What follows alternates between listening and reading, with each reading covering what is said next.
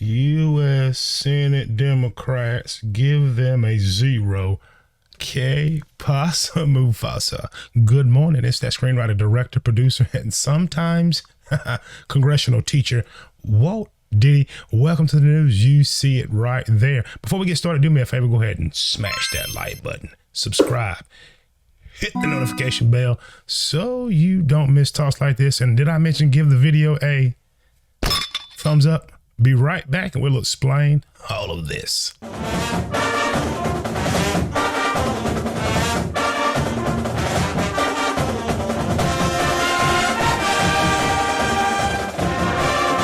And we're back, ladies and gentlemen. And if you do not know, that is Mitch McConnell, who is the minority leader in the Senate for the GOP. Now that's out of the way, let's get into the story. And we are in the story, ladies and gentlemen. And if you're keeping score, that is Joe. Joey has his mask on. I bet he can't breathe.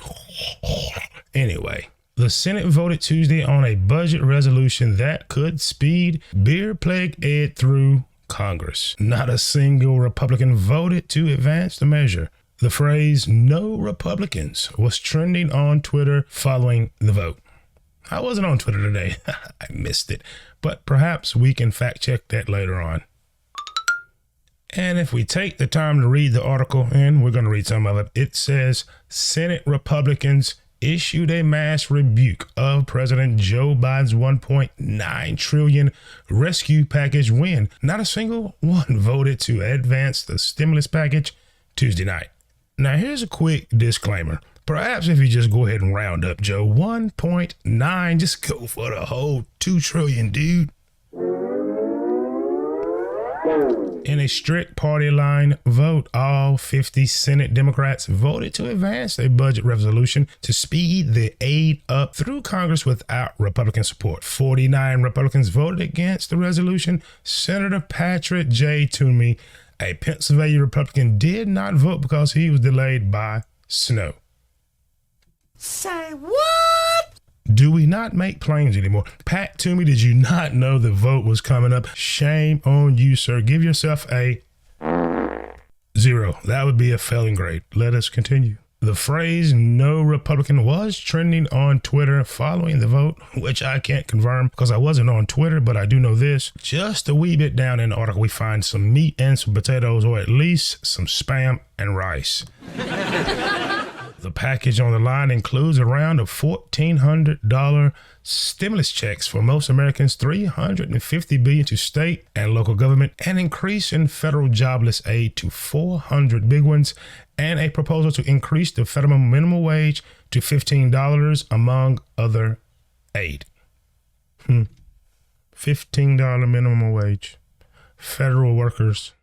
I thought you all made that already. Who knows these things? I don't. Now, on the other hand, Republicans want the checks capped at $1,000 and demanded they only go to people making less than $50,000 a year, which makes absolute sense. I mean, if you're making over $50,000 a year in this economy, wow, you're doing pretty good, dude.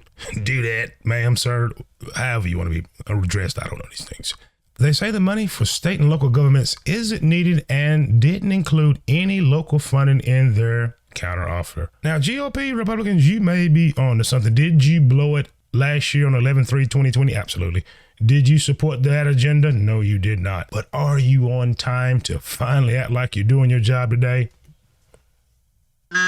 Yes, you are. Yes, you are. Let us continue in the article, because what do I know? Nothing. I am an unofficial newsman, and I'm going to continue to read. The 50-49 vote on advancing the package kicks off the budget reconciliation process in the Senate. See, here's what the Dems like right here. Pay close attention. The 50-49 vote on advancing the package kicks off the budget reconciliation process in the Senate. It would allow Democrats to pass Joe B's plan with only 51 votes instead of the 60 vote supermajority usually required of bills. So if you do not know, major legislation in the Senate usually requires 60 votes. That way you have the full weight of the Senate and you have bipartisanship. That's a word that you don't hear a lot in Washington, D.C., and a word that neither side really likes.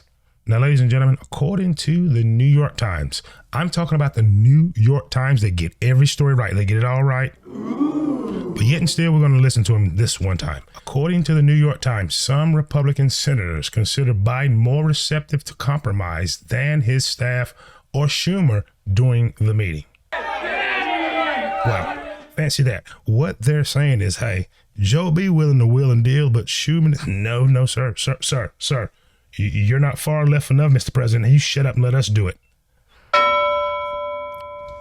Ladies and gentlemen, before our commentary on the back end, do me a favor, go ahead and smash the like button, share, subscribe, hit the notification bell, or you won't get quotes like this from Mitch McConnell, at least read like this.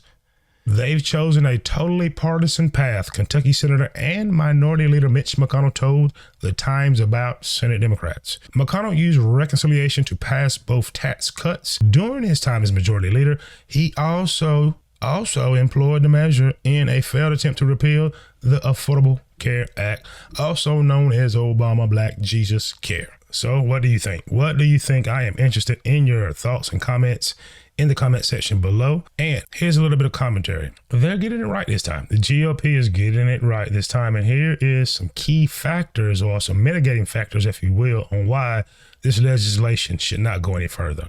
Number one, if you're making over $50,000 a year in this economy, you're doing a whole lot better than most, if not the majority of Americans, right? If we're going to go in debt for this money, we should be making sure it goes to those that need it most. Ladies and gentlemen, how do we promise out more money when there's so many Americans that never got the first $1,200? I'm one of them. How about my mother, who's never received the $600 that you promised before the last administration left? Come on. So good call by the GOP. Listen, we got to pull back a little bit. What states get $350 billion? The ones that mismanage money. You know, this is very, very interesting. And ladies and gentlemen, I promise you there is trouble in paradise. If there is a meeting with Republicans, right, Joe's the president. So if the president is trying to make deals with 10 Senate Republicans and it didn't go down, something is weird. Something is weird. And there's trouble in Democrat paradise. But you know what? There's not trouble with you, because you can do anything you want to do if you put your mind to it. You are feeling great today. How do I know? Because I just told you so. And seriously, you can do anything you want to do if you put your mind to it. Be strong. Think success. Be success. Think diversity. Be diverse. Meet a new friend. Meet a new friend this week and spread some moral, good old conservative American values. And let's see what happens. So I'm wishing you a great day. Before you get out of here, make sure you smash that like button, subscribe, hit the notification bell so you don't miss Walt Diddy reading these stories. And thank you for everyone that supports me. This is moving week. You see a lot less activity by me because we're going to cash in this studio set and we're going next door where we've been doing a little bit of work. So thank you very much. Have a great day. And I'm going to tell you what, I'm going to be just like that bill in Congress that did not pass today. I'm gone.